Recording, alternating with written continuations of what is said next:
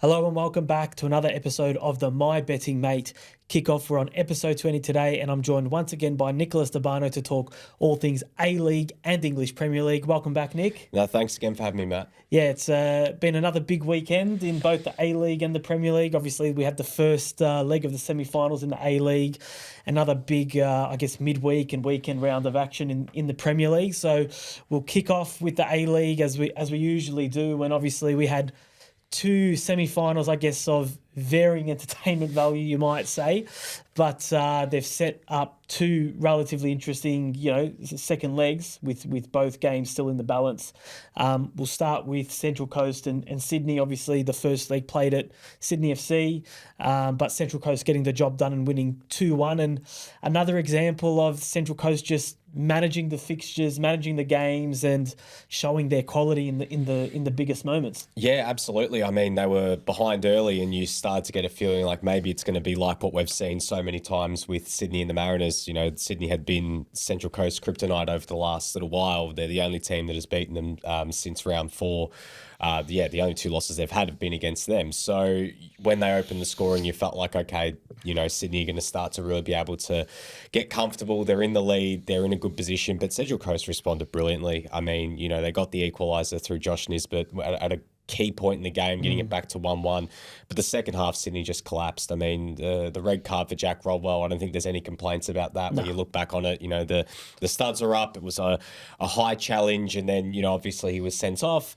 And then, later on in the game, Corey Holman was sent off. They were down to 9. It was always going to be difficult. I mean, I think the penalty was there. I think at the end, it was a fair decision. Mikael Docker making no mistake and giving the Mariners the ascendancy, and they were able just to manage the game. I mean, considering they've had all that travel, it was almost the perfect scenario that Sydney just were down men, because Central Coast just able to be comfortable and just see out the game, go back home to Gosford this weekend where they'll be very comfortable having that 2-1 advantage. And it's going to be playing in front of a boisterous crowd at home, which, I mean, it's sort of like last year when they went to Adelaide, they won that first leg 2-1. They came back home, as much as Adelaide was still in the tie, Central Coast were able to be a lot more comfortable. Yes, Sydney will have a lot more. It's a much shorter trip going from Sydney to Gosford than Adelaide to Gosford. But, that crowd's really going to get behind them. They'll want to see them get back to the grand final, because if they win, of course, the APL did confirm the grand final being Gosford, which is a huge win for them, obviously with the grand final decision being reversed. Last year, they played that grand final in Parramatta, and they weren't even the highest ranked team. So it was kind of like a home grand final, but not really. But this, we've seen in the past when the Mariners have been the highest ranked team, that game moved to Allianz Stadium. Yeah. Now they actually get to host it on their home deck. So the extra sort of caveat of winning this game, but having the hosting rights is massive for them. And I'm really looking forward to seeing how this game plays out in the second leg, because it'll be interesting to see what Sydney do from here. I mean, Joe Lolly out for the season. No Rodwell, no Corey Holman. Jake Gerwood-Reich went off injured as well, so they're walking wounded at the moment. They got players missing, so it's really advantage Central Coast at the moment. Yeah, you really did feel like if Sydney FC were going to make the grand final, they really had to get a positive result at home. It's difficult enough having to go to Central Coast with that pressure of needing, pretty comfortable win to progress, but to do it without those two players who have been suspended makes the job even harder. What do you think Sydney FC have to do early doors in that game to try and turn it around? Well, the one thing that Adelaide did really well at the start of that game against the Mariners was they just went for it, and they had a couple really good chances. I remember Zach Clough hit the post with a long range effort, scores that, the game's on. You don't want this game to carry on at 2-1 for as long as possible. You want to get it back to level, because once it's 2-2, there's no away goal rules as well in this. So it's literally, it's back to 0-0. It's back to a clean slate. You want to just cut that deficit as soon as you can. Take the crowd out of the game as well. I think that's a big thing as well, because the other thing conversely is you don't want to fall behind early too, but you can't afford to sort of sit in your shells. You have to be the proactive team. You have to go for it. You have to risk it. It'll be interesting to see what they do at selection this week, because, without Lolly, without Rodwell, without Holman, if Gerwood-Reich's out as well, it's going to mean a real sort of manoeuvring in defence as well to cover Rodwell first and foremost, because, without him and then without Gerwood-Reich, who's played as a midfielder recently but has played mainly as a centre-back, They're going to have to probably turn to Gabriel Lacerda, who's been in and out of the team as a centre-back. What do they do up front as a result of all those moving parts? Does Max Burgess start the game? I think he should. He's their most creative sort of fulcrum along with Anthony Caceres. They're two really key players. And Fabio Gomez might be looked at as a starting option if they've really got to go for it. They've opted to start both Courtney Perkins and Joel King, who are both left-backs in the same team. I don't know if Ufitawa is going to do that again. It's not like it has necessarily been a move that's backfired at all. I think it's actually worked quite well. But, do they start both of them? Do they go more attacking and maybe, try and risk something a little bit different and bring one of them on later? I'm not sure.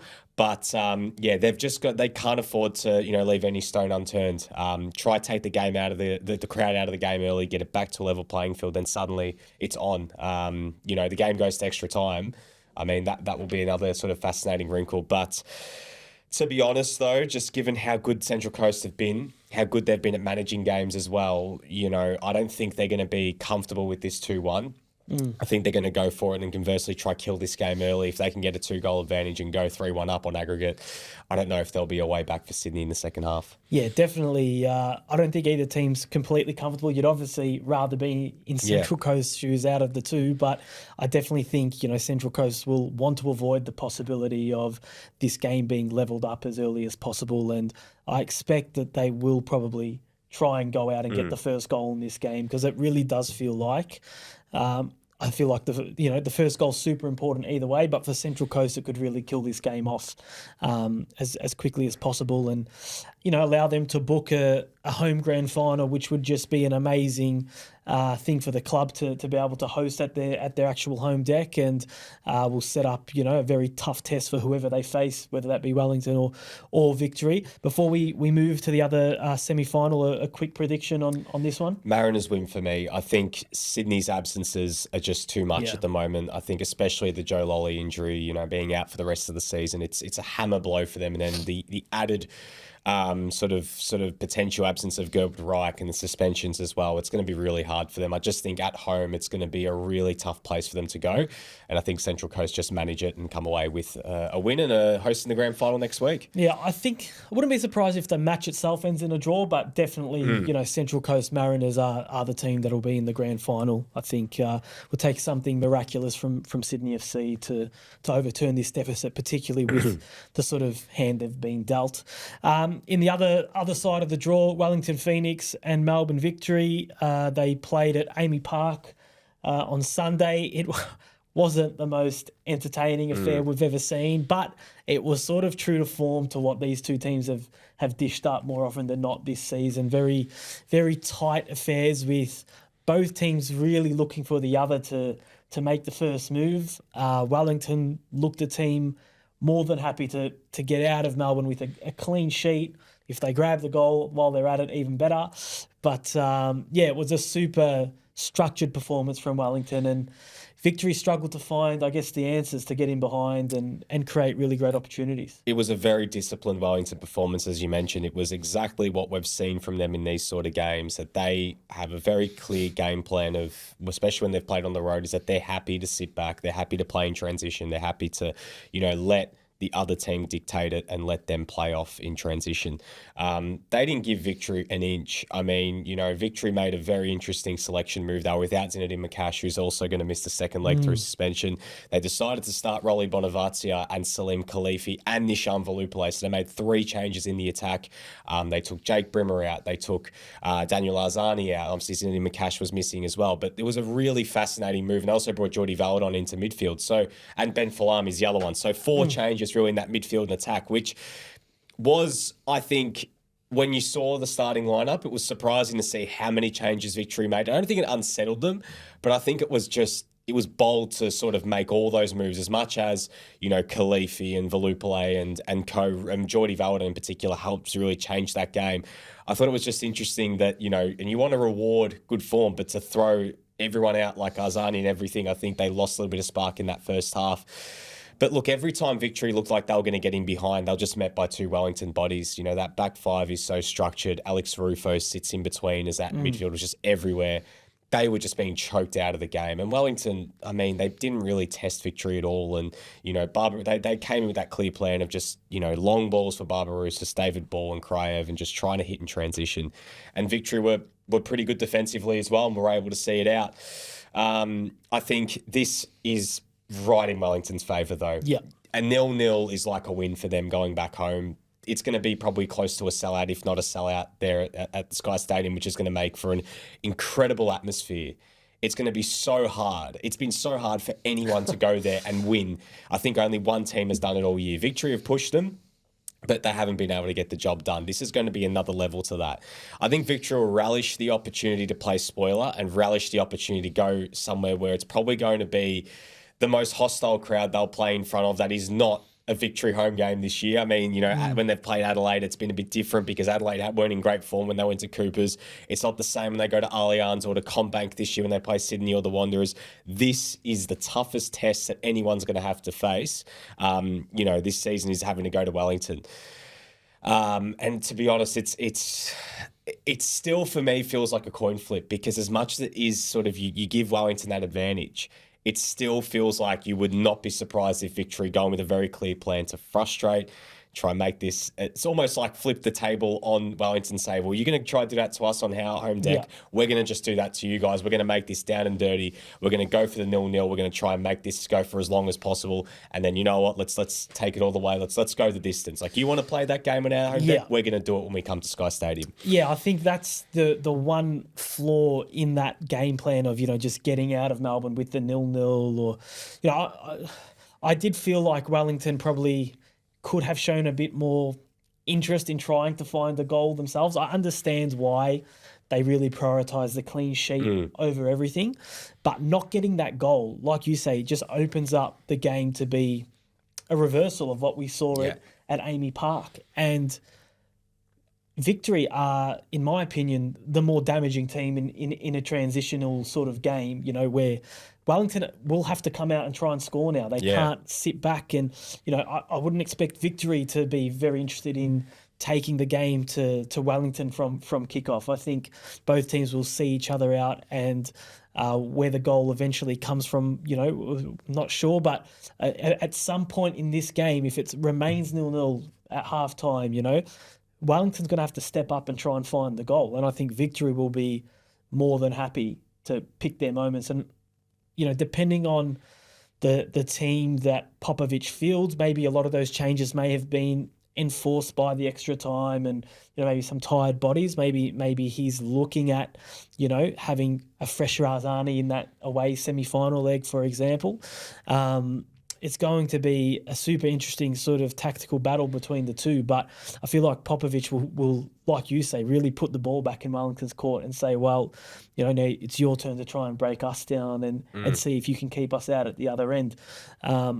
Obviously, at some point, both teams are going to have to try and find a goal. But I think in some ways it's, you know, again, definitely would rather be in Wellington shoes, I guess, with the home support. But there's still every reason for Victory to have a lot of, I guess, hope that they can get something out of this return leg and book a spot in the grand final. Do you have a final prediction on, I guess, how you think it might go?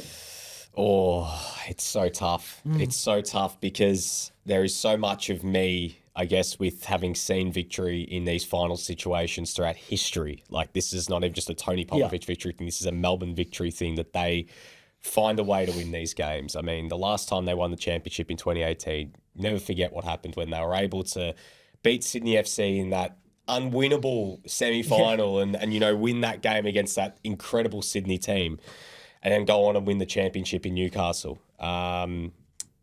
That's why, like, you know, with the experience, and they've got a lot of players who have played for other clubs that have been in that situation, I'm feeling like I'm still toing and froing a bit because Wellington have been so good at home, but this is such unfamiliar territory for them. And for a lot of their players too. Yeah. If I had to go on a whim, though, Wellington win this one. It's going to be a nail biter, but they win this game. I tipped victory in the home leg, and they obviously were, they struggled to create the chances. They're still, like you, I've still got a big part of me thinking victory go out and win this. They've got the players that have sort of been there and done that before. Wellington's a much younger team, and I think even, their coach pre-game in the first leg, spoke about he's discovering a lot about his players in this finals situation as well. They obviously had the week off, so they had the extra time to prepare. But he spoke about pre-game. This is a new setting for a lot of his players. He obviously does have some experience in there, and he's looking at the likes of Barbarouses, who's been there and done it in the A-League before, to sort of guide the younger boys through. He does have experience at the back with Scott Wooden, who's obviously played in some high-pressure games back home in England. So I wouldn't say they're completely lacking experience in this space, but Victory seem to have more of that in their squad. I think my head keeps telling me Victory though. I don't know why. I can just see this game being just this nervy 0-0 until half time. Wellington start making moves and Victory find a bit of space in transition and maybe nick one. But going to be very interesting to see how it pans out. But for the sake of being different to Nick, I'll stick with the Victory tip and interesting. We'll go that way. We'll head over to the Premier League now, where we had a big week. Obviously, some midweek games, and then obviously the weekend. And we are, as we were, really. Manchester City and Arsenal continue to get the job done. It sets up a really fascinating, I guess, final week heading into. There are some midweek games again this week before the big final day where everyone's playing at the same time.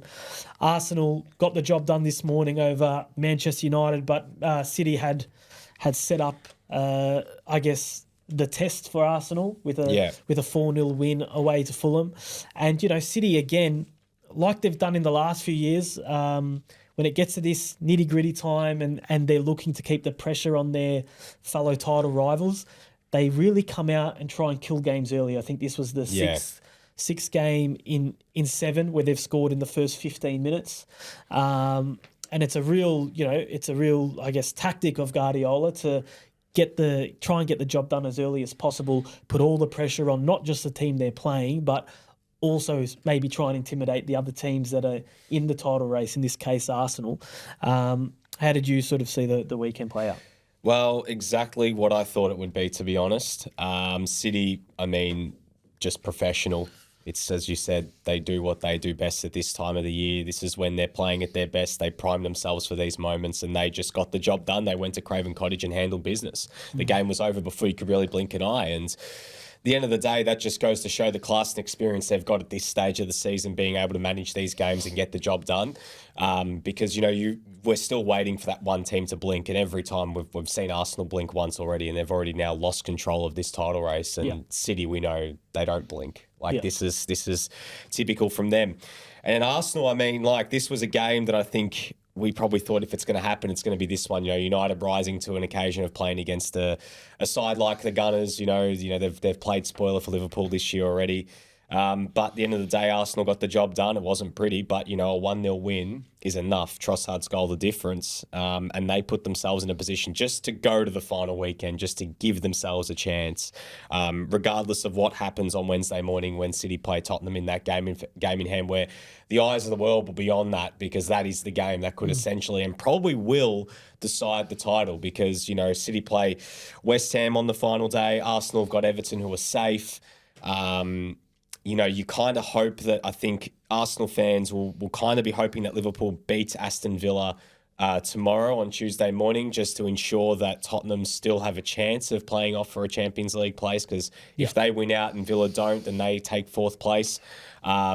So, you know what, it's all to play for. But, God, it would be something if Spurs can potentially take something from that game. And even if it's just a draw, it would put Arsenal ahead on goal difference, and it would make things so fascinating on the final day, because Arsenal would be in the lead, at home against Everton. And then you've got, Man City, who I believe are going to be at home as well against West Ham. So Yeah, it's if City win this week against Tottenham, I think I don't want to say it's over, but Yeah. it's like, you can start It'd be a miracle. penciling it in. It would take something incredible from West Ham to be able to turn that one around. Yeah, obviously everything leans on that. Again, to go back to the game they won this morning, Arsenal, I thought, again, defensively, I think they've probably gained a lot of plaudits for their attacking play when they've been on fire this year. They've played some really exciting games, but their defence has probably flown under the radar a little bit. United had more shots, but they were just, they were just marshalled really well. They were shooting from range. Or from really tight angles, and I think in terms of clear chances, Arsenal obviously created the better chances. But United, another poor result for them, and they're staring down the barrel of their worst Premier League season, really, and no European football next year. So a tough one for them. In the relegation battle, it's all but pretty much assured now that Luton, Burnley and Sheffield United will go down. Luton really needing a miracle on the final day. They'll need to win, and they'll need Nottingham Forest to lose with a 12-goal basically turnaround on goal difference to survive. With that in mind, we'll have a look at the remaining fixtures for the Premier League season. As we've spoken about, it's a midweek game. So Aston Villa taking on Liverpool, and I guess this game has some repercussions for the Champions League race.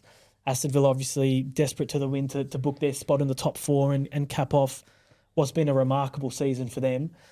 Liverpool obviously out of the title race, but well and truly, playing to at least send Klopp off on a high. Yeah, this is a big one. I think Liverpool get a draw from this game. Yeah. I think Villa, obviously, with a lot more to play for than Liverpool right now, who are, their season's done. It's all about, as you said, giving Klopp the best farewell possible, but they've kind of, sputtered their way to the finishing line, unfortunately. We were looking at a 3-horse title race at this point, but they just sort of fell away at a crucial point. But I think they get something from this game. I'm looking more at the neutral for this one. I'm trying to give Arsenal fans some hope and make things a little bit more interesting for Spurs. So I think it's a draw at Villa Park on that Tuesday. I think they could cancel each other out. I think both teams are still playing to finish the season as well as possible, and Liverpool will certainly be in amongst it. So I'd back you in for a draw there. I think it's certainly possible. But yeah, obviously the big game is Tottenham taking on Manchester City on Wednesday our time. It is at Tottenham.